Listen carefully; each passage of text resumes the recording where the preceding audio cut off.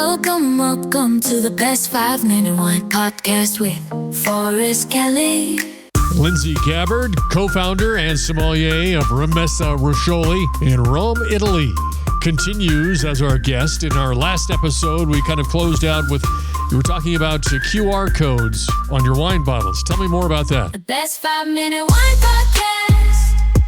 So that people could, while they're drinking the bottle, just scan the QR code and have direct access to see where the wine was made, see the winemaker who made it, learn a little bit about wine. They also can know which grape it is, how to pair it, when to drink it by, the whole story of how the wine was made. Try to make that as easy as possible for someone to access when they're drinking the wine instead of going to a website or getting out a brochure that we put in the box. So you've got a production crew that's going with you when you film these. Oh yeah, we usually travel in about 5 people. So it's I think we spend more money on videos than we do on food in the restaurants. But nonetheless, we are definitely, Alessandro came from documentary and film and videos. So that's always been a passion of his, is more on the creative side. He's also a writer. So also in the box for the wine club, we put our little Roscioli Wine Club Times, which is where we write a collection of our stories from traveling and the things that we quote unquote talk about when we talk about wine, which is often not even wine, which sounds silly, but we like to not get too caught up in the idea that everything needs to be about the wine. We think that there's just a lot more going on around that should be spoken about than just the what's in the bottle. Right, and wine is kind of a social lubricant and lets you expand your normal how's the weather conversations.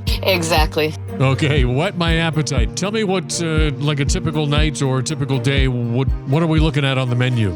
If you're eating in the a la carte menu, it's mainly Roman, but with a little bit of experimentation because we don't want to be an exact replica of Salume di Roscioli, which is our main restaurant. We wanted to, offer, of course, the traditional plates because in Italy, tradition is kind of first and foremost. But at the same time, we had to put little spins on things. So on the a la carte menu, you can also find, various fish plates and different pastas from various regions that aren't necessarily just the Roman pastas like amatriciana, carbonara, and cacio e pepe. They'll do, we'll sometimes have even chefs come in from other restaurants that we enjoy from our visits in different regions, and we'll invite them to do a collaboration with us. So we do a lot of that. If you're doing the wine tasting dinner, which is kind of, like I said, what we were born from, it's going to be 6 different wines paired with 6 different plates of food. So you start with the different fresh cheeses, buffalo ricotta, buffalo mozzarella, buffalo and then burrata, and then some other different gastronomy for the next, and salumi for the next 2 wines, a plate of cacio e pepe, a meatball, tiramisu, and that's it. But then,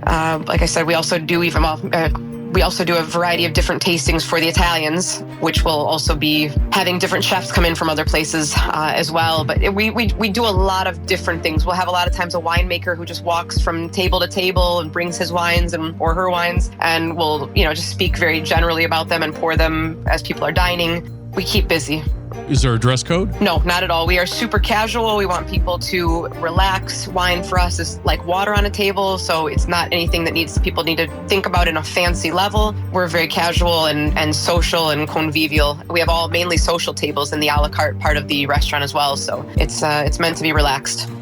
So after the restaurant, is there something else besides I see you have a Roscioli Food Tour. Explain that a little bit. Yeah, that's a tour that happens during the day, which is a way, because a lot of people don't understand. They hear the name Roscioli, but they don't understand that we're technically 4 different restaurants. So it's a way to introduce them to kind of the world of Roscioli. It's kind of turning into a universe of Roscioli these days. And so we do a stop at Roscioli Cafe to start with to do an espresso and a maritozzo. Then we walk over to the Forno and grab the pizza al taglio, and they can kind of see where we were born as the bakery. And we take that into one of the Roscioli cellars and have some pizza and usually a prosecco or something to start off with. Then we move over to Rimessa Riscioli.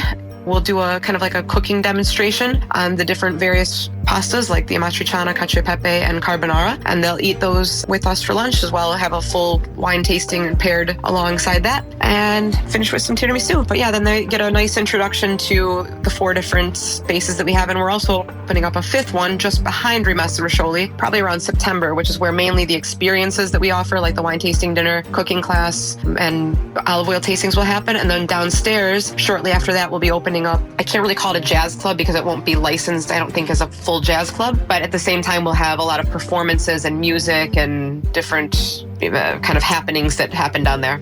Well, we know you guys are rebels, so you're going to be pushing the envelope. Yeah, we're in Italy. That's, rules are mainly suggestions. The best 5-minute wine podcast.